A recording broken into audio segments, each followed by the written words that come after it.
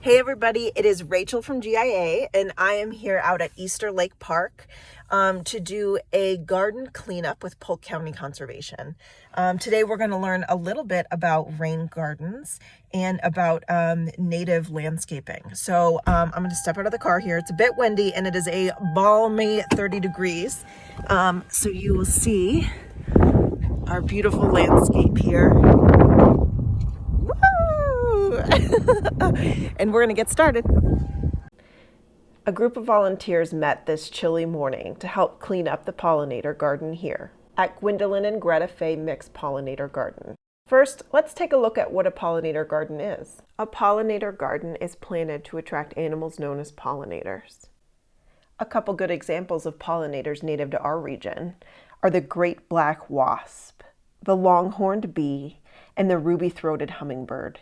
Native plants are best for our pollinator gardens because they are adapted to our climate and they provide ideal habitats for our native pollinators.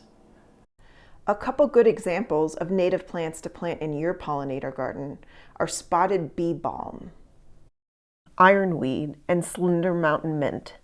All three can be found here in the Gwendolyn and Greta Fay Mixed Pollinator Garden. This is Julie. She's the volunteer coordinator for Polk County Conservation, and she is a wealth of native plant insect information. She's explaining to the group that the pollinator gardens are just as important in the winter as they are during the blooming seasons. During the winter months, insects burrow in the plant stock and soil surrounding the plants.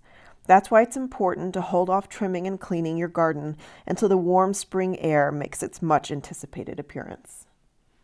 If you want to get more involved with Polk County Conservation's gardens, you can always become a garden steward. I had the great pleasure of meeting Janet in Easter Lake Garden Steward. We walked the beautiful trail to the next garden together. Good goal in mind, but I always like to say, I guess in conservation you learn a lot of patience. And like my goal is, sometimes it's about planting trees that you'll never see the shade from, to really restore things.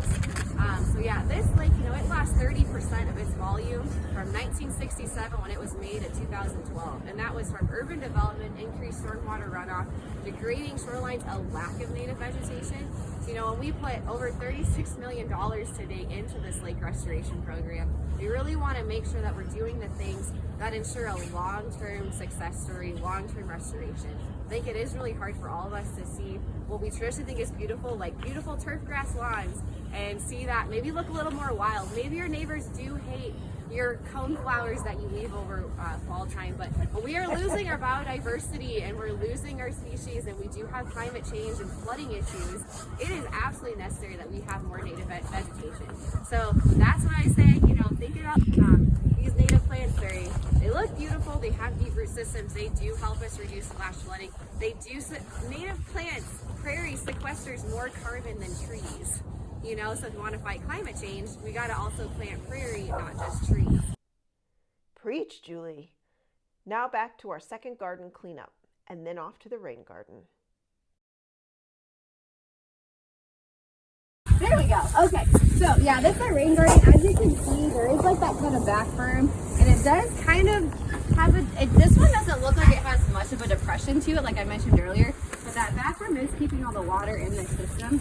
So what this garden does, it's managing all the water off this parking lot so that it goes in here. So any of like the oils or contaminants or trash, that might be those things, they go here instead of going directly down into that low spot and then into the lake, which is what was done up until 2015 when this was built.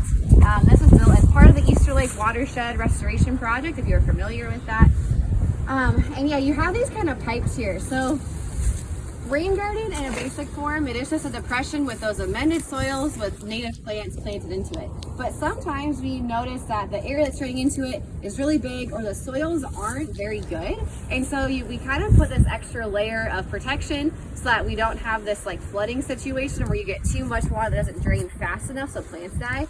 So this is actually what we call an enhanced rain garden. So it's still a depression, still has the amended soils and native plants, but underground there's a little perforated tile that's connected to what you see, these kind of overflow pipes.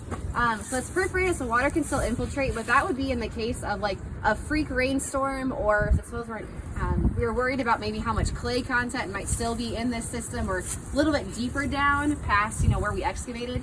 That allows us to have that water have someplace to go. So it's a pretty incredible thing.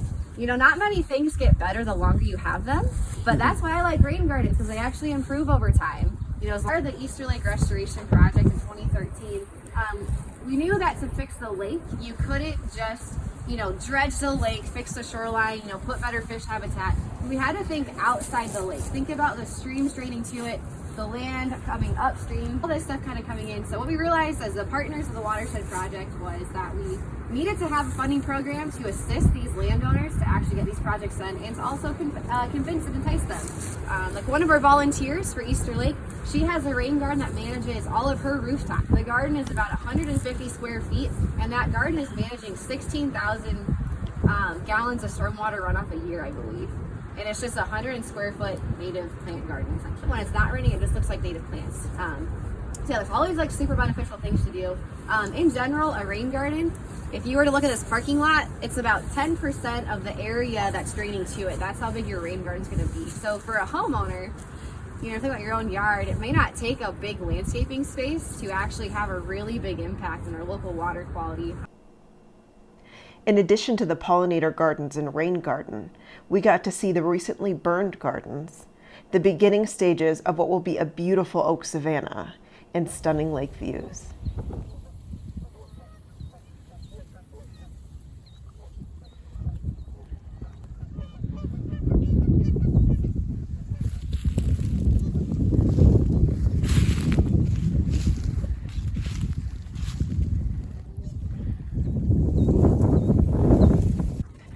Hey guys, back here at the first pollinator garden that we worked at today, wrapping up our day, and I have to say I learned so much today about native insects, about native plants, about rain gardens, and about how to care for some of these gardens too. I highly recommend you sign up to come out and get your hands dirty with Polk County Conservation.